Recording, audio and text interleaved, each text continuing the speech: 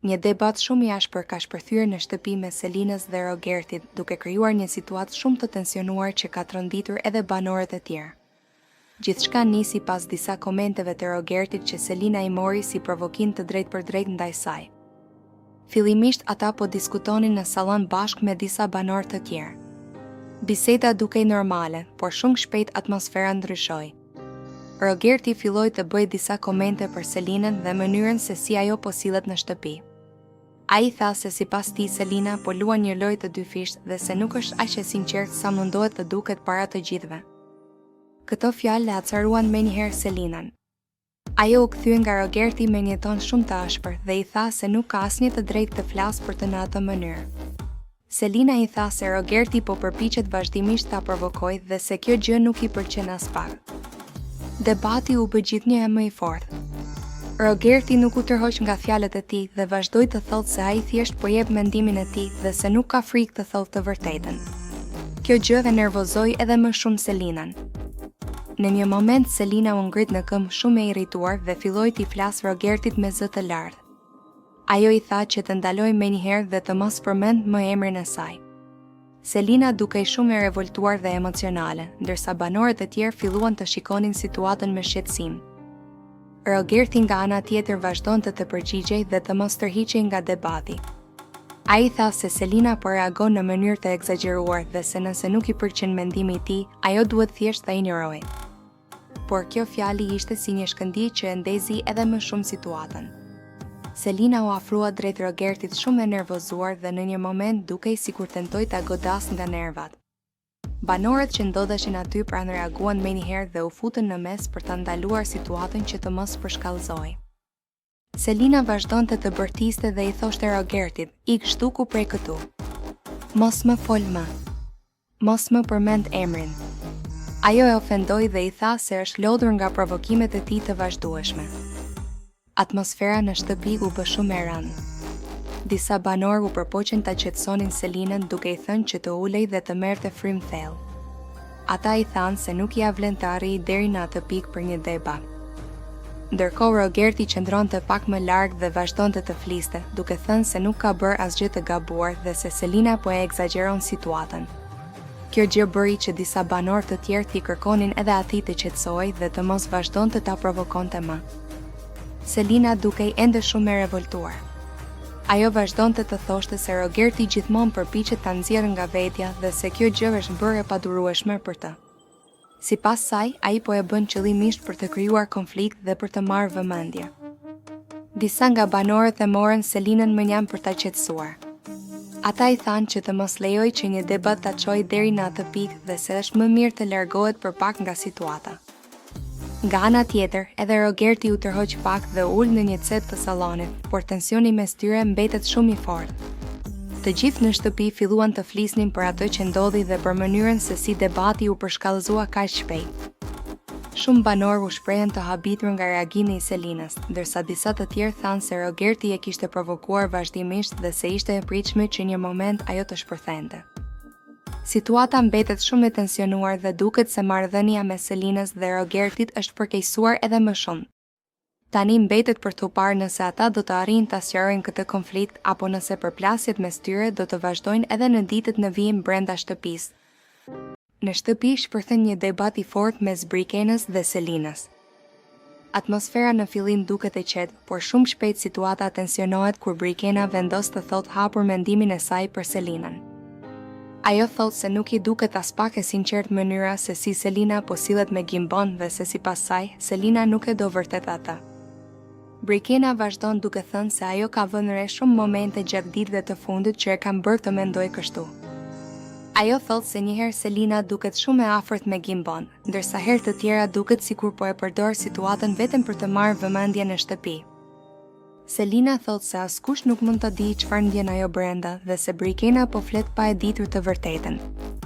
Debati mes tyre bëhet gjithnjë më i fortë dhe edhe banorët e tjerë fillojnë të afrohen për të parë çfarë po ndodh. Ajo thotë se për të është shumë e qartë se Selina nuk është e sinqertë dhe se gjithë kjo histori me Gimbon po përdoret si pjesë e lojës brenda shtëpisë. Ajo thotë se është lodhur duke dëgjuar njerëz që komentojnë jetën dhe ndjenjat e saj dhe se Brikena nuk ka asnjë të drejtë të thotë se ajo nuk e do Gimbon. Në një moment debati bëhet edhe më i ashpër, pasi Brikena i thotë Selinës se nëse ajo do ta donte vërtet Gimbon, nuk do të kishte dyshime dhe nuk do të ndryshonte sjellje kaq shpesh. Selina e kundërshton menjëherë këtë dhe thotë se çdo njeri ka mënyrën e vet për të përjetuar ndjenjat dhe se askush nuk mund ta vendosë një rregull për këtë gjë. Ndërkohë banorët e tjerë shikojnë debatin me shumë interes. Atmosfera në shtëpi bëhet shumë e tensionuar dhe duket qartë se kjo përplasje mes dy vajzave mund të vazhdojë edhe më gjallë.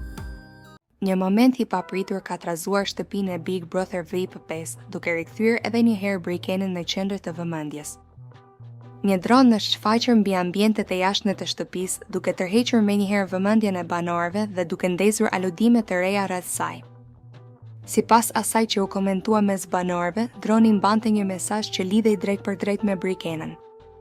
Edhe pse mesazhi nuk u bëri qartë për publikun në detaje, reagimet brenda shtëpisë treguan se përmbajtja e tij ishte mjaftueshëm e fortë për të krijuar tension.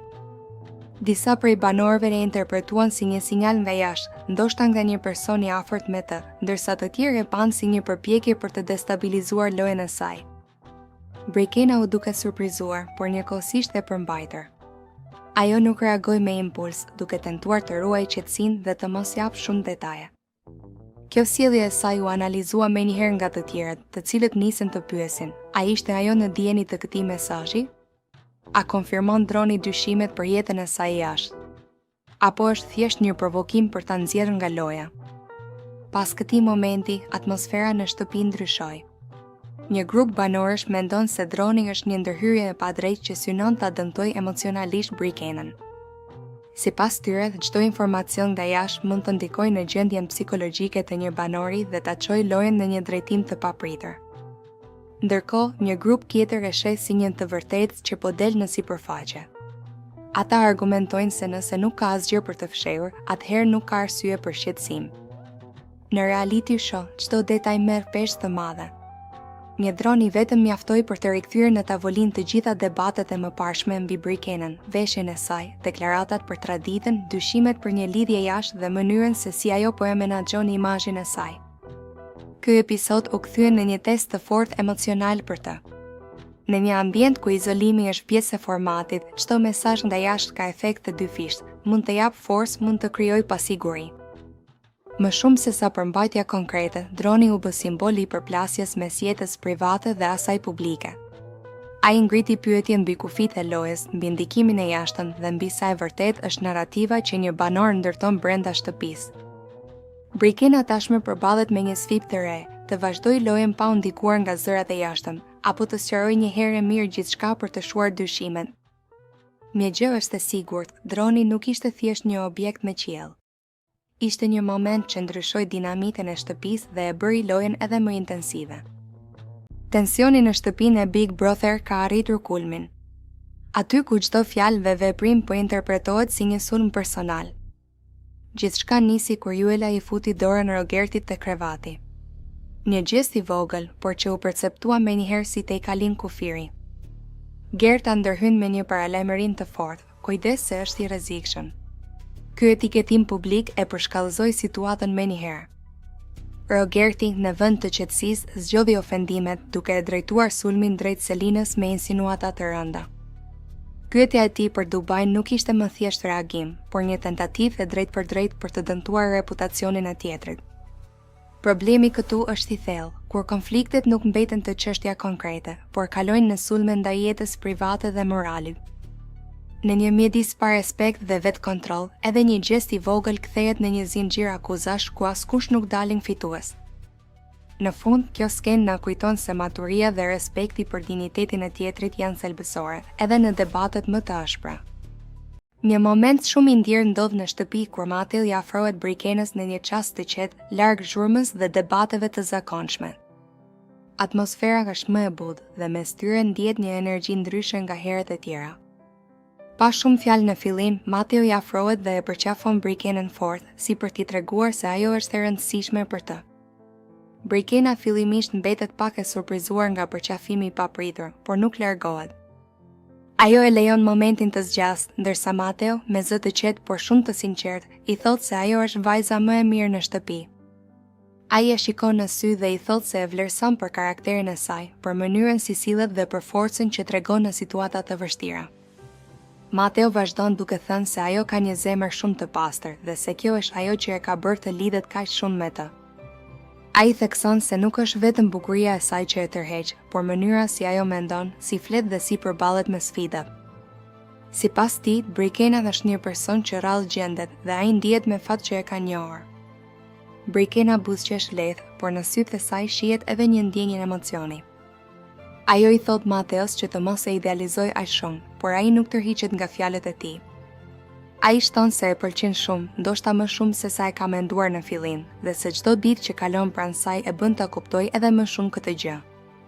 Ai pranon se ndoshta nuk e ka shprehur gjithmonë si duhet atë që ndjen, por se përqafimi i tij ishte spontan dhe i sinqert.